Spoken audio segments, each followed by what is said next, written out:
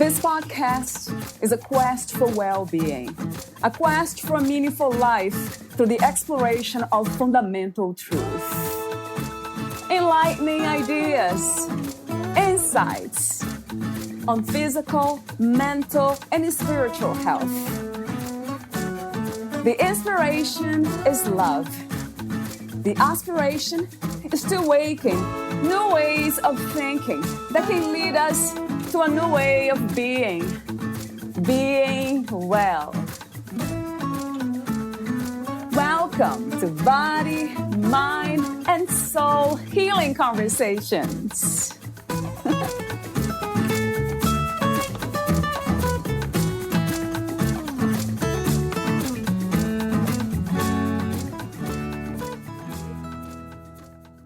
Purpose is who you are when you dig deep and connect with your inner self, that truest part of your soul that only you know. It's your unique skills, personality, and talents. It's the unique way you think, make decisions, and process thoughts. It's those things that drive you towards certain behaviors, words, and decisions. When you are your truest self, your best self, your easiest self, your most fulfilling self, your proudest self. We each have a unique purpose. I believe that we're created intentionally and that our uniqueness suits us. It benefits us, and we are each capable of using our uniqueness in the world to impact others. Our purpose is our meaning. Our purpose is our significance. Valeria interviews Dr. Tammy Ogren. She is the author of Discover Your Purpose, Be the You You're Meant to Be. Dr. Tammy Ogren is a multifaceted professional, renowned as a life coach, business consultant, professor, and entrepreneur. With over 30 years of experience in leadership and company growth, she is committed to empowering individuals and organizations to reach their full potential. Throughout her career, Dr. Ogren has demonstrated her expertise in leading, owning, and selling various businesses, consistently driving their success and fostering strong team dynamics. Her invaluable mentorship has helped numerous business owners transform their passions, skills, and expertise into fulfilling lives that align with their personal values and visions. By emphasizing practical and application-focused strategies, she inspires individuals at all levels to recognize their potential and make meaningful contributions regardless of their background or job title. Dr. Ogren firmly believes that real organizational change occurs when everyone works together towards a shared goal. Passionate about helping individuals and organizations unlock their full potential while aligning with their personal life choices, Dr. Ogren champions the pursuit of purpose, laughter, and continuous growth. In her recently published book, Discover Your Purpose, Be the You You're Meant to Be, she candidly shares the lessons and setbacks from her own journey towards living 90% of her work and life within her unique purpose.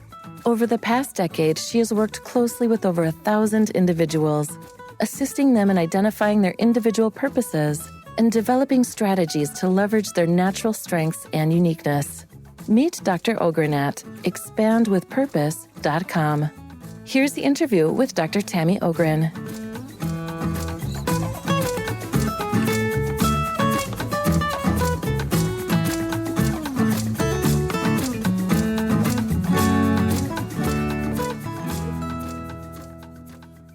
In your own words, who is Tammy Ogren? Hi, thank you so much for visiting with me today. I would define myself as really a lifelong learner and a coach, educator.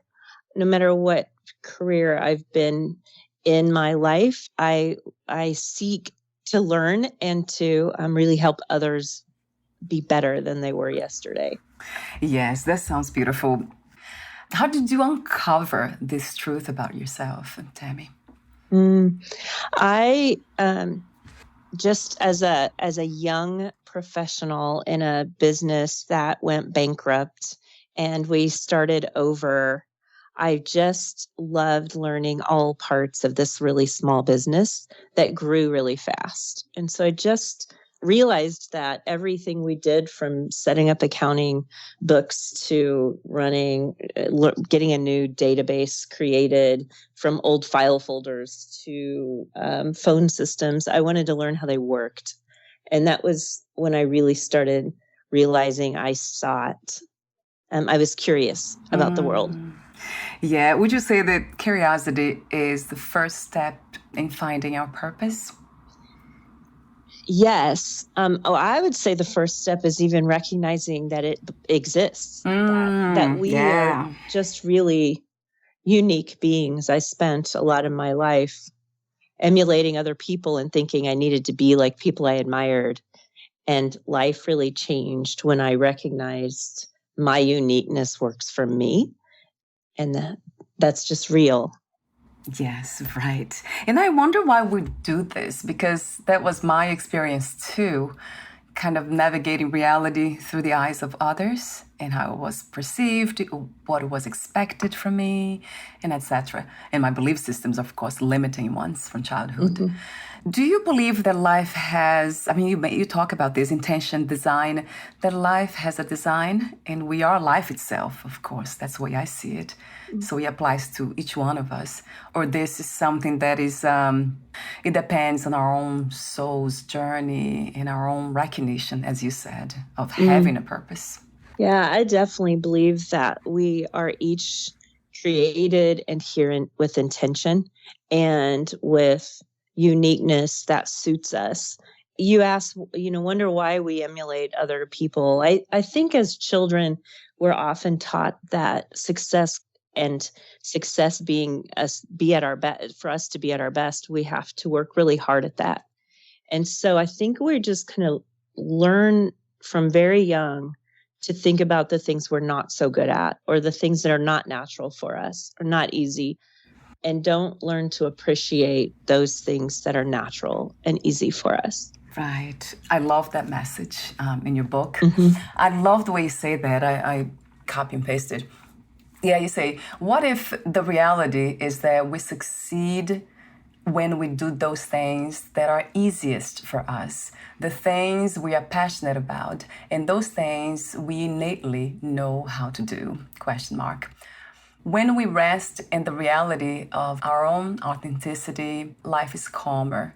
Life is so full of challenges, often beyond our own control or understanding. But there is definitely a peaceful presence when I am in the space that fits my uniqueness. That's just beautiful and true, so true. And it sounds very spiritual to me, I have to say. That also came to mind. What are your spiritual understandings of or views of yourself in life, Tammy? Yeah, that's a complex question, but I believe in God and Jesus and the Holy Spirit. I have a pretty kind of conservative Christian background, yet I really believe that within that realm, there's energy and the Spirit moves us, and we are bigger than our physical body. And that energy is impactful to other people, whether we realize it or not. Yes. Is this something that you mentioned? I don't think you mentioned this in your book. Do you talk to your clients? I talk to clients where they're at, or to students where they're at. I don't ever enter a realm where I believe that only what I believe is the 100% truth. There are too many different interpretations of the same message in the world.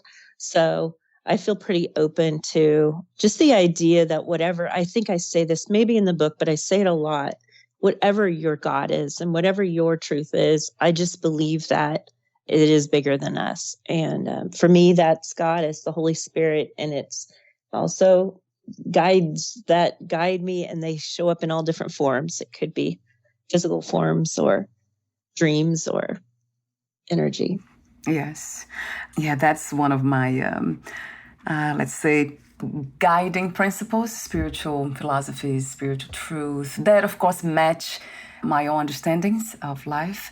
I have been my entire life doing that. Instead of therapy, I went with spirituality, and it has been an interesting path. Very interesting. You actually mentioned also, I think you defined purpose in your book. So what is purpose? And then you say, It is who you are when you dig deep and connect with your inner self. That truest part of your soul that only you know. So, is that how you define the soul? This very unique, let's say, guiding force, if not values. So, but what is the soul to you, Tammy? I guess it's for me, this is interesting. I don't know that I've been asked this question. I think for me, it's the part of us we don't see. It's not the physical being, but it's our spirit, or the real combination of how we kind of think and see the world and interact in the world.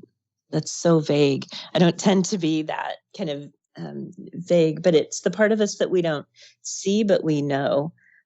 Isn't that interesting? Because it does sound like vague, as you said, abstract, but it's not because we all experience that every day, every moment. I'm experiencing it now, and it's very real. It might be the only true, actually, real thing for me.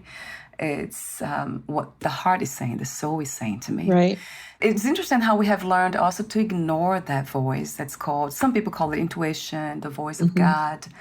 That's why I chose, for some reason, sometimes I even kind of reframe to use the I, or whatever the body mind is, chose to kind of go into this spiritual path because it really felt true to me. You know, it's other things that I cannot see, the invisible things that are the truest to me.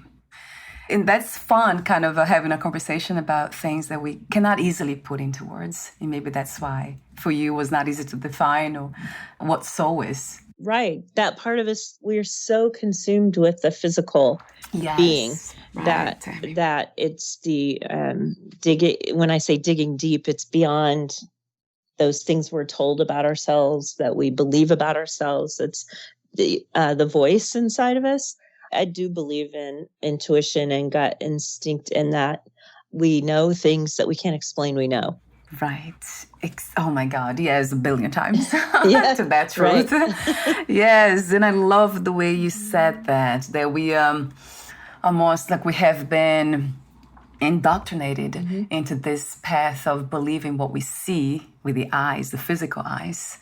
And that's interesting to kind of, it's limiting, isn't it? I find that to be a limiting way of living. It's not even a belief because, you know, we do see the physical things, but it's not the entire truth. That's how I see it now. Yeah, I agree with that. What comes to mind is the idea of passion for me. I struggle with that word because for me, that's very extroverted and high energy and cheerleading. And as I was on this journey, I really struggled with the idea of what I was passionate about. I would say I don't feel passionate about anything in that physical sense of passion. But oh my gosh, I could talk about this topic of purpose and forever. And that is what I'm passionate about. But it shows up in a really quiet way for me. Yes. And so as an example of kind of what's different about our energy or our soul versus physical is just that idea for me, that passion, I believed it to be something real kind of motivational speaker-ish. Yes. And not just within us, and it lights a fire and it drives us. Yes, in a quiet way, calmer, peaceful. Right, Tammy. I can relate to it. Although I can be cheerful in the sense of joyful and, right. and spontaneous in the moment, not all the time, of course.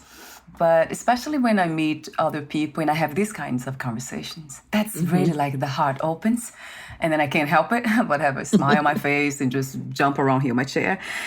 But that's not really passion, right? It's just a spontaneous, almost celebration of what is true to the heart, true to me in the moment. That's what it is. And it's very calm, right? It's not, like you sound to me. You sound very calm and peaceful. And you did mention that we talked briefly off record, and you mentioned we talked about purpose and then the sense of peace that underlines kind of the sense of purpose. So purpose, passion, and values, they are connected, but they're not necessarily the same, right, Tammy? Correct. Our values change over our lifetime, and they are what really are core drivers for why we do things. So at this age I'm at, I'm driven by different internal motivators than when I was 20 or 25 with young children. And so those drivers really are behind why we make decisions and what behaviors that show up, how we spend money or our time. And when I teach about values, people sometimes struggle with that idea of narrowing it down to 5 core values because we feel like we ought to hold dear a core value that our parents believed or told us or other people expect from us.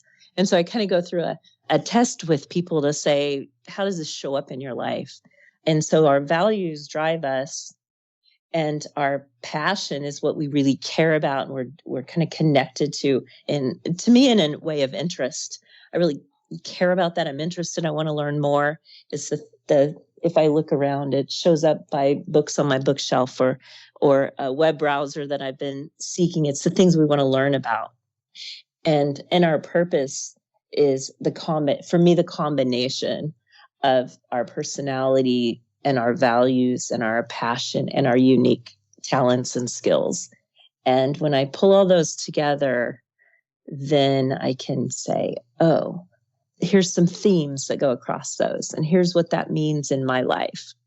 So it sounds to me like there's a lot of work on self-awareness, self-discovery.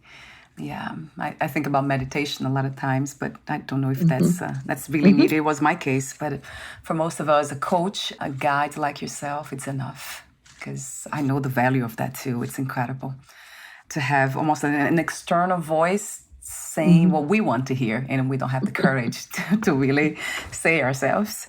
So values and beliefs, they are similar, right, Tammy, from what I understand from your explanation? Yes. Okay. So our values are the internal drivers, and our beliefs. I guess I think of beliefs as a broader word to incorporate not only what drives me, but what I believe about the world and my place in it and myself. So they all play a huge role from what I see. And do you also believe, I don't want to use the word believe almost now. Do you feel better? Do you feel that even the belief systems that we adopt and the values and the things that we're interested in, which you call passion, and then that inner, let's say, truth, that's purpose, are all this somewhat connected in the sense of taking us to that place of peace, of living a meaningful life? Even the limiting beliefs that we have adopted, is everything connected in a way? I think they're connected. Yeah. Yes. When I went on the journey so I left a job that I'd been at 27 years, and I didn't want to just go find another job. That would have been easy. I really went on a journey to really own my purpose, identify what it was, and find ways to work in that space. And my goal at the time was to spend 90% of my work life in only the things that are within my purpose. But I couldn't find anything that really helped me get there. I found theories and videos on passion or remembering your why, and I was looking for something really practical. So when I looked backwards, I realized I really looked at those 4 areas, and for me, they were all connected. And that led me to say, here's what I'm here in the world to do, and how I naturally think and how I naturally kind of do certain things. So you developed a course, actually, to help yourself. And then that course helped a lot of people. So talk to me about that. Yes, I taught a weekend course for over a decade through a local college. It was a leadership course, but discovering your purpose as a leader. And I always start when I teach leadership or coach or do consulting in leadership development programs, I always start with who we are. And so some of these same principles. And so I taught that course and used different activities because weekends are long, grueling days in education. I use a lot of exercises and activities when I teach. And one Saturday, I remember right where I was standing at the whiteboard, and I just wrote that formula on the board, and it all just flowed together to say those areas we'd been talking about. Really, you can see themes and connections when you are kind of in that self-awareness work, and the purpose just kind of came out of that in a more clear way. And so I did turn that into an online course. And I've worked with, what's fascinating to me was I came into this wanting to work, change my work life.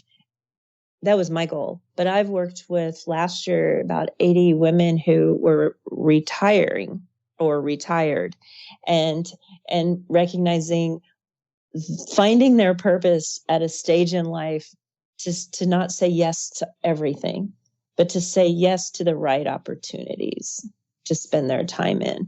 And that was really rewarding to recognize it's not just for young people or people in work life. So yeah, so wow, that's a very inspiring message and work you do relating to being open to life, always being open to life, even when we are, I believe, even when we are dying, losing the body, that there is a chance for deeper understandings and realizations, like you just mentioned about. I remember in your book too, it's never too late to find our purpose or to do something that really fulfills the heart. Because what is the point of all this? The human experience. It has to be that, right? Right. Tammy?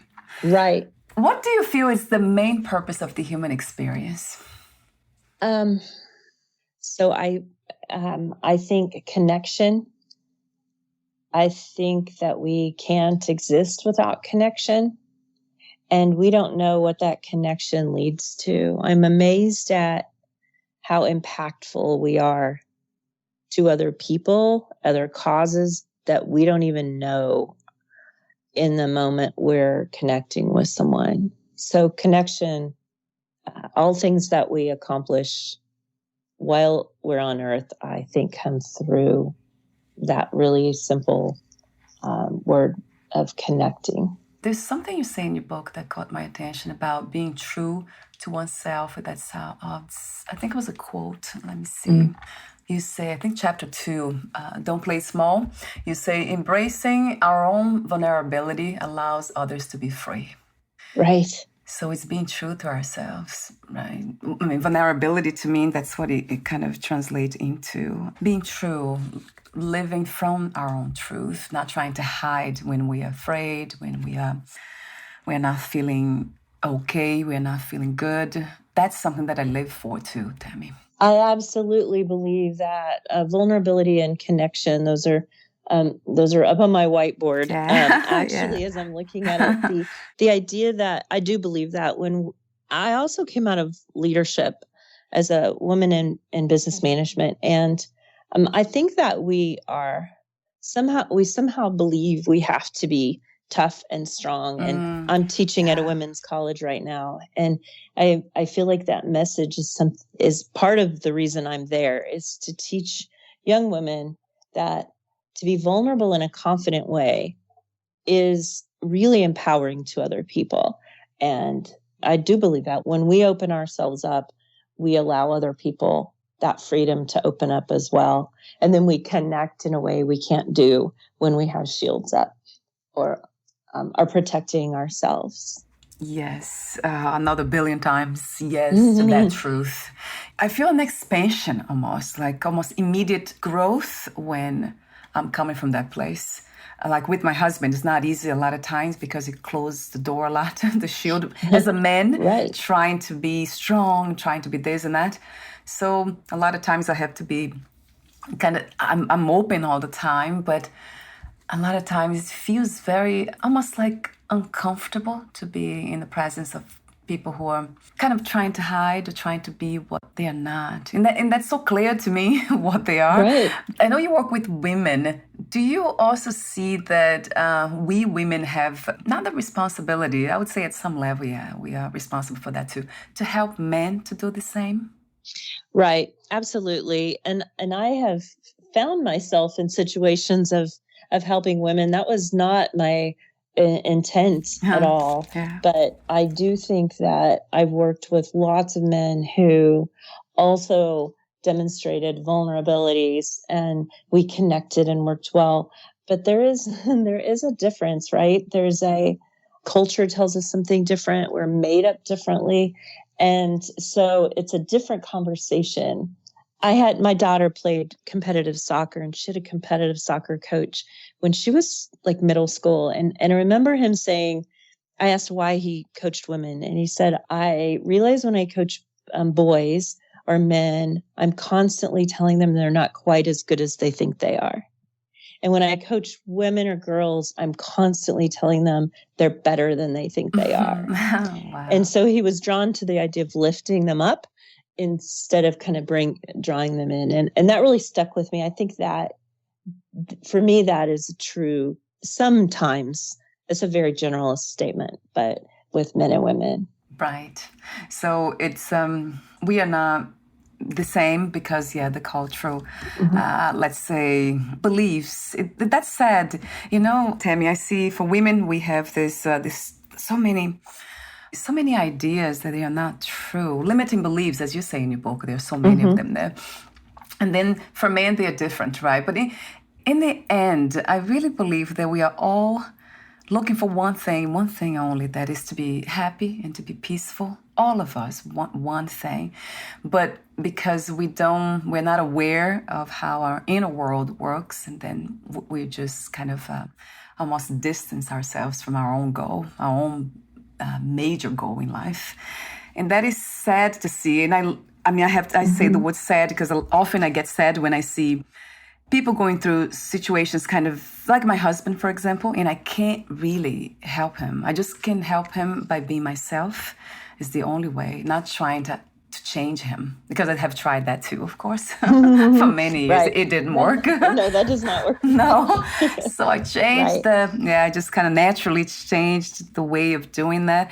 But sometimes it takes time, doesn't it? We have to respect people's natural kind of flow into change. It's not easy for them to change. So we can only do what we do and kind of watch from a distance in sadness. A lot of times I do with my family members and friends and neighbors too, that we cannot have these kinds of conversations. And that's why I have this podcast, because I can't really have those conversations out there. Right. Sadly. Right. Yeah, and we're all different, and we can only change ourselves, and we can only impact our own. We can only change our own way of thinking or ourself. We can impact and influence other people. We're each responsible for ourselves. And that took me a long, long time to feel okay, even saying that out loud. Yes, I know. Yeah. So is this something that women naturally or unnaturally do? This desire, this passion to change and to do the work for others. That was my case, loving others even more than I loved myself. It seems like it's an unnatural inclination or learned belief systems. It seems to me. How do you feel about that? I mean, when we're trying to help other people, change, right? Yeah, doing for them sometimes even. Right. I don't know if it's a female male trait or a personality trait or the way we view the world or the way we perceive we are valued. I have maybe taken on caring for people and taking care of people. And if I'm really, really honest with myself, is that always for them, or is it also for my need for being valued or being belonging? And then we go really deep into what's really motivating our behaviors and true. That was probably my case. Beautifully said, clearly said. Yes, I can see that. Me doing all the things I did for others, trying to be validated and to feel loved, because I didn't have that in childhood. So yes, that makes a lot of sense, sadly. But happily now that I know all that stuff, so I'm free from it. Let's see, an open question about your book. The title of the book is Discover Your Purpose. Be the you you're meant to be. What was the main intention and purpose of writing this book, Tammy? Mm-hmm. As I've taught this as a course, gosh, so long, 15 years, wow. I have had so many people give positive feedback or come back and say, I really changed my life. And there are a lot of testimonials I added in the book because they were meaningful from different places in people's life. And so over time, I've had this book written for many, many years, and I'd go back and change it and perfect it. And I really just felt like it was the right time to put it out in the world, and believe that the way I wrote it was the way I talk about it and the way I teach, to actually give activities and a path to finding your purpose, and then do something with that, figure out what that means. So there's lots of activities in it because, like I said, I couldn't find that on my own.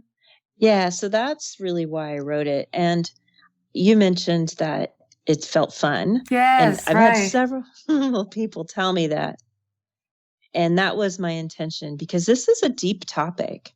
And to really, really do the work, hard work, you kind of vulnerable, and self-awareness takes work and honesty and hearing things we don't want to think about ourselves sometimes, or finding value in things that other people have told us weren't valuable. And so it's really not an easy journey to really be who you're authentically meant to be, and really identify who that is, for all the good and the things that you think, oh gosh, I didn't really want to know that realize that about myself, but okay, how does that serve me well? So I wrote it in a really fun way, with some aha moments and uh-oh moments and activities to really say, just experiment. Life is serious enough. It's hard enough. And that I say a lot. Just think of your journey as an experimental laboratory and see what works and what doesn't. It doesn't have to be so hard or so serious. Yes, you mentioned that too, off record, right? That is exactly what came to me when I was looking, just kind of going through the book, and then that caught my attention immediately. The visuals, so it was fun. Of course, I'm very much comfortable with the self-discovery, going deeper and deeper. The deeper, the better, actually, for me. Me too. Right? Oh, my God. That's what's fun to me, the real fun. But then it's wonderful to see you making something that it is deep into something that can be fun, that could be fun for some of us. Finding purpose. That sounds like a tall order. So another question I have for you, Tammy, is what does it feel like when we have found our purpose? For me, it's peace.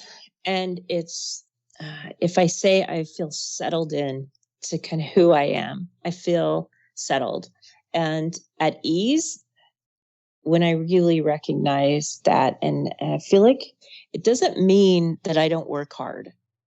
It means it's easier to do this work. And that's really my goal, is to live and work in the things I'm really just that are easy and peaceful. And I know they're right. That is different than finding a job. I say find your purpose and then go find where you can provide value and be paid for that value, or get, even if you're not being paid, in a volunteer organization, et cetera, like several of the folks that I've worked with who are retired. But you're needed. Why you're here is needed by someone else. So true. And the purpose doesn't change, right, Tammy? Our purpose, it never changes. It's always the same. I don't think so. When it's really natural, I can look back at my life and say, gosh, that's the way I thought as a teenager. I just didn't realize the depth of that meaning. Yes, that has been my case too, right? At a very young age, I loved having deep conversations, in the sense of getting to know the other person, not just ask, how is the weather today, or your hair, how did you get it done? I couldn't have these conversations. I couldn't, and I can't even to this day. Me either. I don't do just surface very well. Yeah, so that's how we know. Yes, and from according to some spiritual philosophies, that means that. Do you believe in reincarnation? That we have been here before? It's not something that I do believe in, but I'll just end it there. Yes, reincarnation, all that. Yeah. But sometimes, that really, it makes me wonder, why do some people, they're born differently and they are wiser than some other people, as if they had been here before. Actually, when I was very young, I remember looking at myself in the mirror. I was very young, I was probably about 6, 7, and I looked at myself, I can never forget that, and said, "Oh, you're here again in a female body now, in a girl's body." As if something in me knew that, the energy was here before. So that's, I know lots of people who would, have a similar belief. And I it's not something I've explored a lot. Right. It's fascinating. I won't go into it. That's a different podcast interview. We are almost at the end, actually. I could talk to you forever, obviously. So I do have another question about the course that you originally that you had out there, you published. What is the name? It's the same name as the book, the same title, or had it? The course is Discovering Your Purpose. I think it's Discovering Your Purpose online at my website's expandwithpurpose.com. And I work with both individuals and in coaching and businesses. But the course as an online course is available there. It's a 4-week course with similar activities to the book, but it includes a weekly Zoom live video call with me. Yes, that's wonderful to know. On your podcast notes, I'll have the website, and of course, I'll mention the course too, and the book link will be there as well. You said, I learned that I can choose what I believe about myself, and I can change how I see myself in the mirror.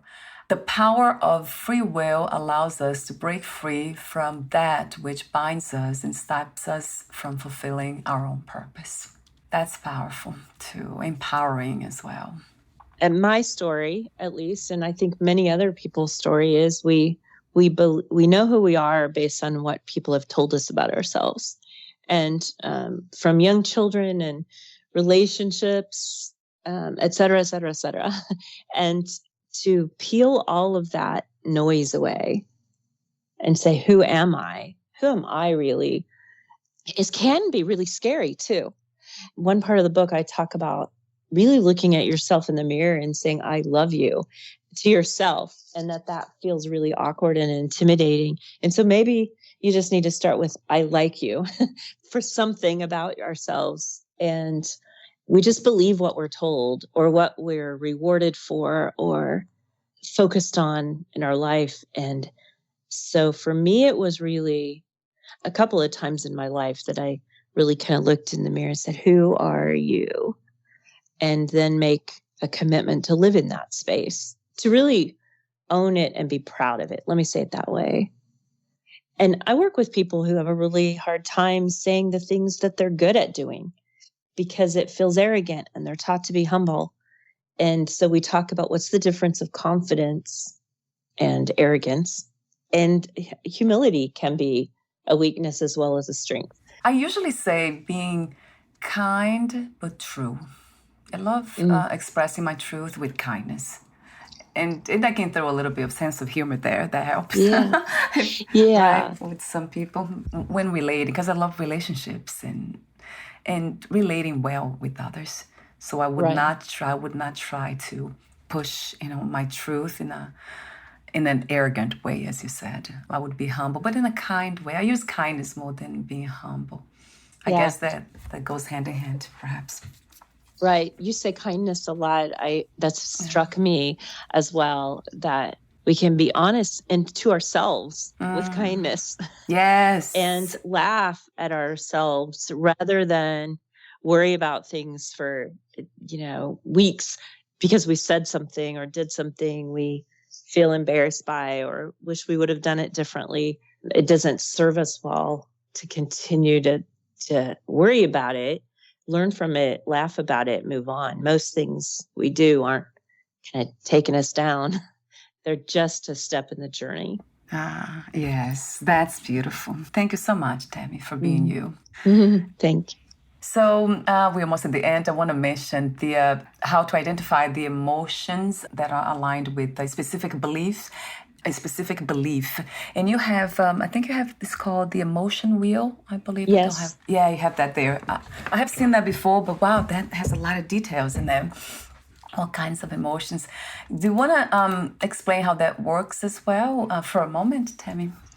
I am certified in emotional intelligence coaching, and I am drawn to that idea of understanding our emotions because they serve us well, but they can also take us down into a cycle, and the kind of the self cycle we get into with our thoughts and our emotions. So I could write a whole book about our emotions and how to use them, how to one, recognize what we're feeling. So that's why I added the emotion wheel. It's used in lots of ways, and this is just one version of it that I put in the book.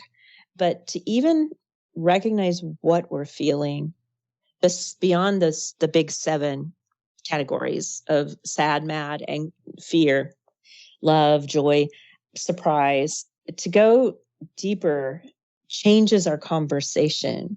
So I'll give you an example. I was mad at my boyfriend for something that I felt like I asked you to do this and you didn't do it. So I'm feeling anger. And so I pull my emotion wheel out. I carry it with me all the time, by the way. Pull it out and I'm processing. What am I really feeling? Because anger is just such a big word. There's lots of things. When I looked at the wheel, you see so many emotions on it. What I was really feeling was disrespect. When I really thought, oh, well now, okay, he didn't not do that because he disrespects me. And when we talk about it, we have a different conversation than if I'm mad and I can't really understand why I'm mad.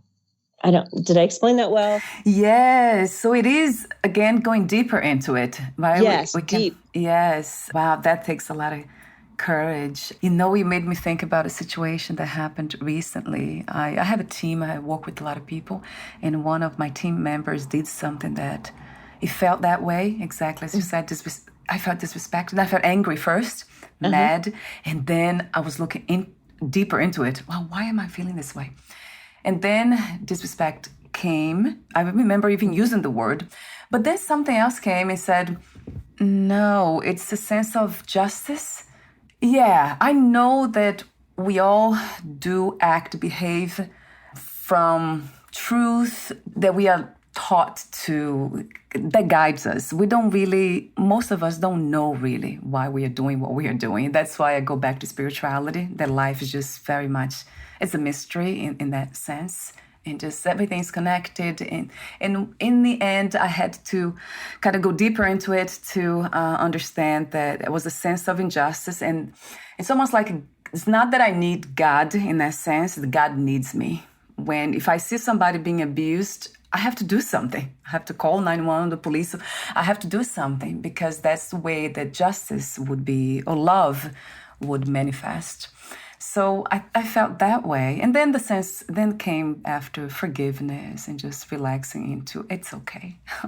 It's okay. Right. And when you talk about justice, that probably correlates to a core value for you. Yes. So you're going to be triggered with intense emotion when that value is kind of rubbed up against and someone's not respecting it.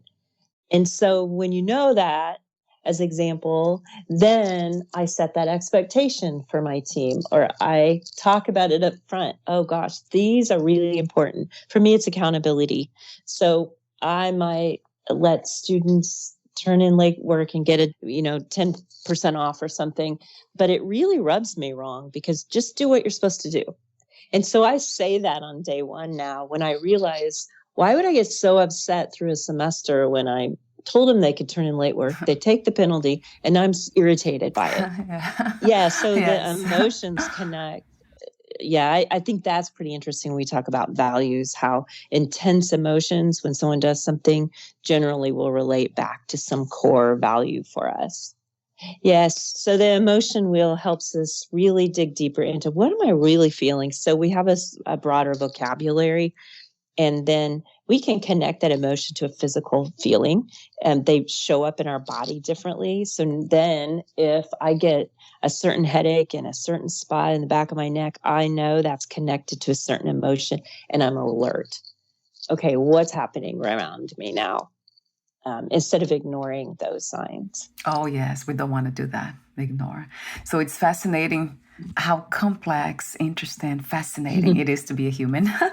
Right. That's what I hear every time I'm expressing myself in this way, listening to my guests, to you now. It's like, wow, how amazing. And yeah, I love the message of feeling our feelings, not ignoring them. Right. And in your book, I really, something that caught my attention in a positive, beautiful way is the way you have a limiting belief and then you have the liberating truth. Those two kind of the contrast between them, that caught my attention. Limiting, liberating. Right. That takes me some effort to think about it.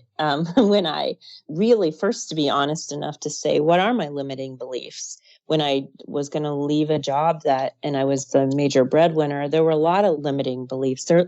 And they're why people don't make change, because we're afraid, but we don't even think deep enough sometimes to write down what that limiting belief is. That's where it starts. First is to recognize what is limiting us. And then the idea of turning that into a liberating truth, like people that say, I'm too old to change careers now, or go back and get my college degree, or do something different. The liberating truth to that is, look how much experience and knowledge you have to now change with intention, reframing, really. The part of writing, that's very powerful because then we can see our own thoughts and our beliefs in front of us. And that makes it even more scary in a way. But well, that's what liberates us, isn't it? Like looking at fear almost in the eyes. And it's interesting also, Tammy, I almost don't want to end the conversation with you ever again. We stay here for eternity. Does it ever end? Do you think that there is one moment, a point in life where we have no more fears or no limiting beliefs, that we are finally free? I don't think so, because we're human. I think as self-actualized as we might be, we still make choices. We still are shown new opportunities and have to think, should I do that or not? The world brings us so much opportunity and challenges. I don't personally believe that. Do you? I think it's possible to find peace in the sense of being free here now. But not from the human experience, no. Yeah. As you said, I think from my perspective is spiritual. So I believe the spirit is free, and that's what we are. We are children of God, and I even from the philosophies that I resonate with, we are God, but not the body and mind. That's what a lot of people, they confuse things. They think, oh, yeah, I'm God. No, you're not God, it's the body, mind. But it's the essence of God. It's everywhere. God's everywhere. It cannot be just... and if God is real, it's right here. It has to be here. It has to be here. And I do believe we're spiritual beings, and our spirit can be free. But it's so connected to our choices. To never have fear, it seems to me to say that I would be perfect in my journey, and that I don't see. Yeah, I agree, Tammy. And even, it's a logical thing because the body will die. So how perfect is that? It can be. We'll get sick. The immune system goes up and down all the time. So there's no perfection there. That's impossible. And then the mind too is always changing. The memories, the feelings, the emotions, everything's changing all the time. So there's no perfection there. But there is, like I like to say, God is here. So that's perfect. That is perfect, that part. Right. If we can recognize that presence, that's perfection. So let's see. We're almost at the end. I do have those ending questions. Before that, Tammy, would you like to add anything that you left unsaid or read a passage in your book? So what comes to mind for me to say is that just the idea that vulnerability frees other people and leads us to real conversations to connect. A thing from the book I would read is about finding your voice in chapter 11. And we've talked some about this, but finding my voice and feeling really confident in it was one of the more powerful milestones in my life.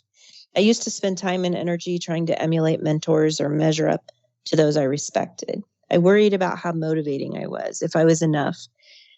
I was my biggest critic and I compared myself to those I looked up to, until one day when I realized that I was enough. I have my own style, my own voice, my own way of looking at the world. And there are people who respond positively to me and my voice. Your voice represents your authentic self. Own it, recognize how it works for you, and trust yourself. Wow. Yeah, I love that ending. Trust yourself. Yes. Thank you so much, Tammy. Yes, thank you. I love your message, your work, your book, everything, your intention. It's just very much in aligned with the spirit, I have to say. That part of perfection that's all about love and harmony and peace. So thank you for being the manifestation, bringing that flavor of the spirit into the body-mind complex and this reality. Thank you. Thank you. What 3 experiences you wish everyone to have before they die, before they lose the body? Oh, goodness. That's fascinating. So one would be that idea of looking at yourself in the mirror and really loving who you are. Yeah. Owning that. And 2 would be to recognize the natural skills and talents that you have and being able to use those, apply them in the world, because you'll do them better and faster and easier and more seamless than doing those things that we aren't so strong at. So finding that ease instead of doing the things that just drain us and take us longer and harder because they're not our unique strengths and talents. And 3rd would be to connect with love and kindness, as you would say, with other people. It's really just hear people. Yes, another trillion. Those 3. Yeah, what's not to love? Gosh, we just don't listen to each other to recognize the truth is gray. Sometimes there's not absolute rights and absolute wrongs very many times in the world. And that would be the foundation of peace, right? Even peace in this reality. No more wars, no more fights. Right. Because we are listening. Yes, that's a wonderful vision and message too. Thank you so much, Tammy. Thank you for having me. So much fun. It has been a joy. So before we say goodbye for today, again, I know you mentioned the website earlier. Where is the best place to find more information about you and your work? So my website is expandwithpurpose.com. And the book is available on Amazon, Discover Your Purpose. Wonderful. I'll have those links on your podcast profile. Thank you so much again for your presence, and we'll talk soon. Bye for now. Thank you. Tammy.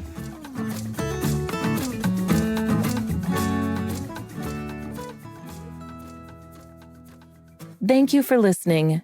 To learn more about Dr. Tammy Ogren and her work, please visit expandwithpurpose.com.